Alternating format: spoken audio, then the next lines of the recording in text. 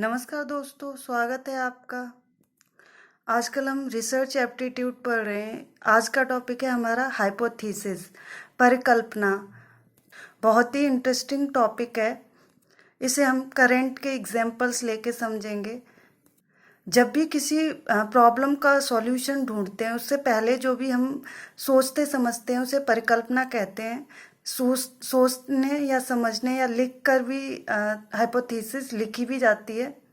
नहीं तो कोई भी प्रॉब्लम सॉल्व करने के लिए तो हम सोचते तो है ही, तो वो एक तरीके से हम परिकल्पना ही कर रहे होते हैं। जैसे हम रोज़मर्रा के बहुत सारे एग्जाम्पल हो सकते हैं। जैसे घर में ही कोई प्रॉब्लम सॉल्व कर रहे हैं, प्रॉब्लम हो गई तो हम उसे भी सॉल्व करते हैं। जैसे आजकल कोरोना का चल रहा है तो डॉक्टर्स ने बहुत कुछ सोच रखा होगा इस पे कि इसे कैसे सॉल्व करना है। उन्होंने कुछ ना कुछ रूपरेखा तो तैयार की होगी। Hypothesis परिकल्पना। Hypothesis is tentative solution to the problem which is based on previous। साहित्य के सर्वेक्षण के आधार पर समस्या का संभावित समाधान। साहित्य के सर्वेक्षण पे ही नहीं, किसी भी समस्या का संभावित समाधान हम प्रॉब्लम को देख के लेते हैं कि हम उसे कैसे सॉल्व कर सकते हैं, क्या क्राइटेरिया यूज़ करें हम जिससे प्रॉब्लम सॉल्व हो जाए। ये हम पहले से सोचते हैं, तब जाके उस पर वर्कआउट करते हैं। They are framed before data collection, before finding the results। हम कोरोना का एग्जाम्पल से समझ रहे थे। जैसे कि पहले डॉक्टर्स ने डाटा कलेक्ट करना स्टार्ट किया होगा, तब उससे पहले ही सोच लिया होगा कि कैसे डाटा कलेक्ट करना है, किस प्रकार के से आंकड़े इकट्ठे करेंगे, किस प्रकार से इस जो बीमारी है कोरोना उसको कैसे कंट्रोल किया जाएगा, या फिर कैसे इसकी जो भी दवा वगैरह बनाएंगे तो पहले तो इसे कंट्रोल करेंगे, तो उसके लिए डाटा कलेक्ट करेंगे, इसके क्या क्या इश्यूज रहे हैं वो उसकी स्टडी करने के बाद प्रॉब्लम का पता लगाएंगे। उसके बाद क्या क्राइटेरिया रहेगा उनका इसे कंट्रोल करने के लिए, तो वो सब ये सब देखेंगे। उन्होंने पहले से ही इस सब का हाइपोथेसिस अपने दिमाग में पहले से ही एक स्ट्रक्चर बना रखा होगा। आंकड़े एकत्रित या विश्लेषण करने से पहले बनाए जाते, तो डॉक्टर्स ने पहले से ही एक रूपरेखा बना रखी होगी कि उसे कैसे कंट्रोल करेंगे या उसकी क्या उसको रोकने की क्या प्रिकॉशंस वो लेंगे। तो उसके बाद उन्होंने कि कैसे डाटा कलेक्ट करेंगे या विश्लेषण करेंगे, ये भी उसकी एक प्रोसेस में होगा कि किस प्रकार से वो आंकड़े इकट्ठे करेंगे या किस प्रकार से उनका विश्लेषण करेंगे। वो सारा उनके पहले से ही एक उन्होंने हाइपोथेसिस टाइप बना रखी होगी। मे बी क्लियर प्राइसेस, और जैसे सही भी हो सकती है या गलत भी हो सकती है, सही सही शब्दों में लिखनी चाहिए। तो अब जो भी उन्होंने सोचा होगा कोरोना से लेके, जो भी उन्होंने प्रोसेस सोचा होगा, तो वो सही भी हो सकता है गलत भी हो सकता है, बट वो उस पर काम करेंगे अपना एक रूपरेखा बना के कि इस तरीके से हम इसको टैकल करेंगे, इस तरीके से हम इस प्रॉब्लम का सॉल्यूशन ढूंढने की कोशिश करेंगे। टेस्टेबल परिकल्पना का परीक्षण कर सके। टेस्टेबल तो डाटा कलेक्शन, सबसे पहले डाटा कलेक्ट करते हैं, फिर रिप्रेजेंट करते हैं, फिर उसे एनालाइज करते हैं। डाटा सबसे पहले डाटा कलेक्ट करना,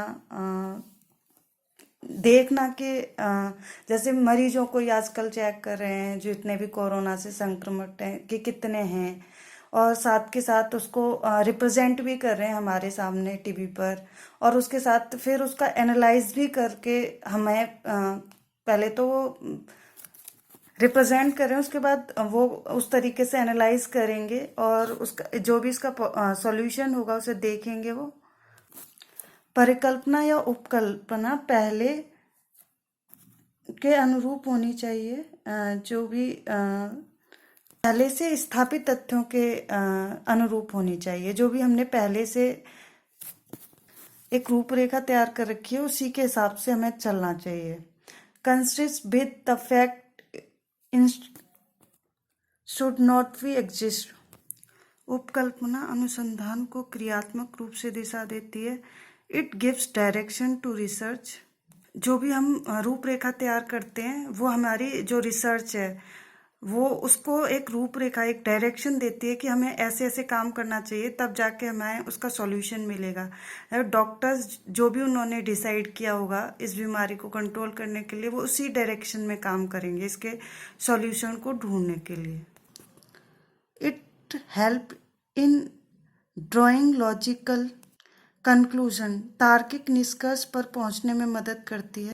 जो भी डॉक्टर्स ने सोच रखा होगा कि कोरोना को कैसे कंट्रोल करना है, कैसे करना है, तो वो अपने जो भी उन्होंने हाइपोथेसिस डिज़ाइन की होगी उसके हिसाब से वो चलेंगे, तो उनको इसमें बहुत मदद मिलती है उसके हिसाब से काम करने से। हाइपोथेसिस की जो हमारे निष्कर्ष हैं उनको निकालने में चरों के बीच क्रियात्मक संबंध की व्याख्या करती है। Operationalise the relation between variable,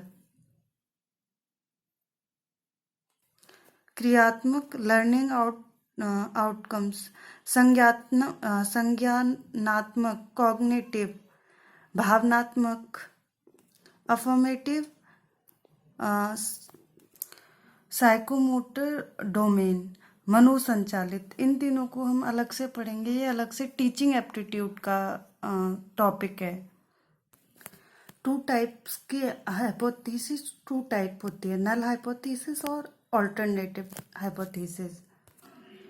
null hypothesis को हम H0 से रिप्रेजेंट करते हैं और ऑल्टरनेटिव हाइपोथेसिस से H1 से रिप्रेजेंट करते हैं। Null hypothesis, there is no statical significance relation between two variables. जो नल हाइपोथेसिस है वो ये मान के चलती है कि जो दो स्टैटिकल रिलेशंस हैं किसी भी चीज़ में, किसी भी वेरिएबल में, वो उनमें कोई रिलेशन नहीं है, उसे नल हाइपोथेसिस कहा जाता है। और alternative hypothesis considered safest hypothesis in research, experimental and described।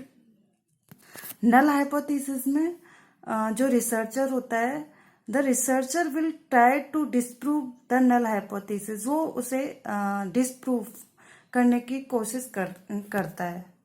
Alternative hypothesis में जो रिसर्चर है, the researcher try to establish that the relationship between the variable, if any, is due to chance। जो alternative hypothesis है उसमें वैकल्पिक परिकल्पना में शोध के चरों के मध्य सांख्यिकीय रूप से सार्थक एक संबंध है। The researcher will try to approve this hypothesis, the researcher will be try to establish that this relationship between the variable not due to the relationship between not due to chance। शोधकर्ता यह स्थापित करेगा कि जो दोनों चरों में संबंध है वो अनायास नहीं है। Every null hypothesis is associated with an alternative hypothesis and vice versa. प्रत्येक शून्य परिकल्पना का वैकल्पिक रूप होता है। एनपीसी के थ्रू भी इसे रिप्रेजेंट किया जाता है, मीन मीडियन मोड। और इसका जैसे जो हमारा नॉर्मल बॉडी टेम्परेचर होता है वो 98.6 डिग्री होता है, तो उससे कम है या ज़्यादा है ये तो देख के ही पता चलेगा पेशेंट को। जो नॉर्मल प्रोबेबिलिटी कर्व है, normal probability curve best describe the null hypothesis. ये शून्य कल्पना को बेस्ट तरीके से डिस्क्राइब कर सकता है। जो हमारी नल हाइपोथेसिस है उसे जो एनपीसी है वो बहुत अच्छे से डिस्क्राइब कर सकता है। वेरिएबल्स टू टाइप होते हैं, सिंपल और कॉम्प्लेक्स। सिंपल जो